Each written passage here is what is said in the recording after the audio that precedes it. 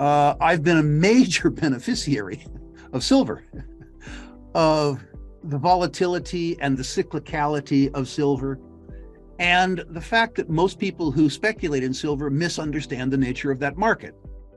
And understanding a little bit when most people don't understand very much at all is a huge competitive advantage. Silver is described as the poor man's gold, which is to say, because of its lower unit cost, it's accessible to more people. It's sort of democratized gold. And what that means is that after the primary trend has been established higher in a precious metals bull market, established, by the way, the momentum by gold, the second half of a precious metals bull market is usually dominated by silver. It has more volatility to the upside. Why that is, I'm not exactly sure. I've spent 50 years trying to figure it out. I'm just sure that it is, not exactly why it's sure. But let's look at a few reasons. And let's look at some of the things that we plan to cover in the Silver Investors Bootcamp. You go, first of all, to supply and demand. And both are very tough to understand with regards to silver. Much of the silver that's ever been mined is still supply. We take it out of a hole in the ground called a mine. We put it in a hole in the ground called a vault. So it isn't, you don't analyze supply the same way that you might oil or copper, which gets used. The other thing about supply that's really interesting is about 18% of primary silver supply comes from silver mines. The rest comes from recycling and as a consequence of byproduct from base metals mines. So to get some sense of what silver supply looks like 5 years from now, you have to have an opinion as to what the copper price is going to be, as an example, or what the gold price is going to be. So it's very difficult to understand the supply side. But one of the strangest things about the supply side is that much of the supply is hidden. A whole bunch of people who save their wealth in silver, particularly in India, Pakistan, Bangladesh, and Sri Lanka, don't particularly want the government to know about their savings. The consequence of that is that we really don't know how much above ground silver supply there is. If I might digress, going back to the days when Buffett announced that he was long silver, you may remember that the silver price went up a lot and then the silver price collapsed.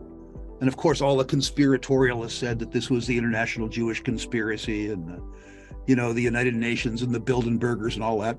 What actually happened, we think, is that the silver price went up in US dollar terms, the rupiah fell by half in US dollar terms, and there was a bad harvest, which meant that the silver price quadrupled in rupiah terms at the same time that the Indian peasantry had a need for cash. Silver fulfilled its role, and silver came out of India into the world market, collapsing the silver price. This is perversely one of the reasons why I like silver, because so many people who try to understand it don't know very much about the fundamentals. It's difficult to understand supply, it's difficult to understand demand.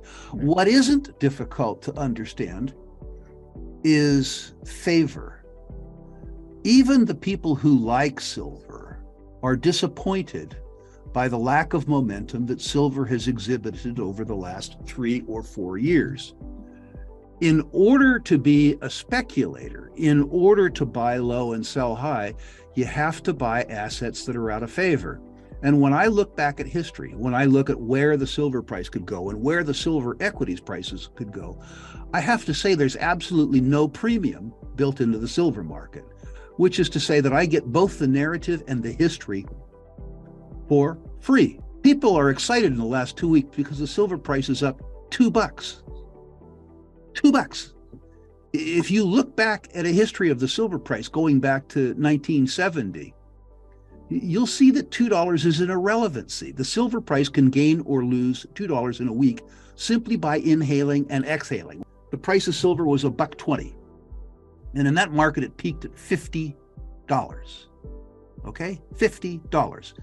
Fast forward to the next silver market that I enjoyed with Quartermain and Beatty and all my sort of compatriots. The silver price had fallen to, I think it was $4. And it went from $4 to $50. Not as dramatic a bull market as the first one, but plenty good enough for me, thank you.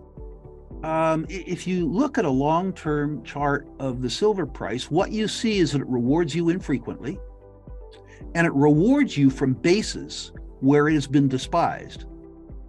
But when it rewards you extravagantly. And at age 70, well, almost, at age 70, I look forward to one more rip-roaring bull market in silver. I believe that negative real interest rates will cause us to have a rip-roaring gold market. I believe that the momentum will be established by the gold market, and I believe that the logical conclusion about that, based on history, is that towards the middle and end of that bull market, that silver will outperform gold. But the most dramatic response will, of course, be in the silver equities. The population of silver equities, including the pretenders even, the guys that have silver as a component in the name of a share certificate, but inconveniently don't have any silver. The market capitalization, the combined market capitalization of all the silver companies in the world is infinitesimal, even compared to the gold market. But my friend Doug Casey points out, when the generalist investor gets attracted to the silver narrative, happened 4 times in my life, the amount of money that flows into the silver equity can't be contained by the market caps. They go crazy. I'll give you some historical examples. My first bull market, in the 1970s bull market, little tiny penny dreadful from Spokane called Coeur d'Alene Mines, went from 10 cents to $65. Not a typo. Sadly, I was too young and dumb to own it. The next time through, however, 2 that come especially to mind because I was involved in them. Silver Standard went from 72 cents to $45. Pan American from 50 cents to something over $40. The Yes. response that you get from an intelligently run but relatively unknown silver company in a silver bull market is absolutely astonishing. Now, this isn't something that somebody wants to put their child's college tuition fund in. This is for the part of your portfolio where you're looking for truly outsized risks and truly outsized rewards. I happen to believe that because of the entry point right now, that the risks are, at least in a historical context, minimized. And the time that one needs to wait to be rewarded is probably short too. But nobody should be listening to this if they're afraid of volatility. And the point of the Silver Investors Bootcamp is to arm people with enough knowledge that they can outcompete other investors in this sector of the market. That's really what it's about. That's what we try to do with the Uranium Investors Bootcamp, as you'll recall. We began the bootcamp with a presentation about the fundamentals of the uranium market. That by itself was worth the tuition. But then we moved from there to people who had 30 years experience in the uranium market. We talked about how to build a uranium company with people who had built uranium companies. We're going to do the same thing in the silver, because the lessons of the Ross Beattys and the Bob Quartermains and the Randy Smallwoods, who built multi-billion-dollar silver companies, are instructive for people to understand when they think about how to invest in silver companies today. These living legends will tell you how the lessons that they learned building companies impact their actions as individual investors today. And believe me, you need to learn from them. There's a whole bunch of ways to own silver, and not every way is not right for every person.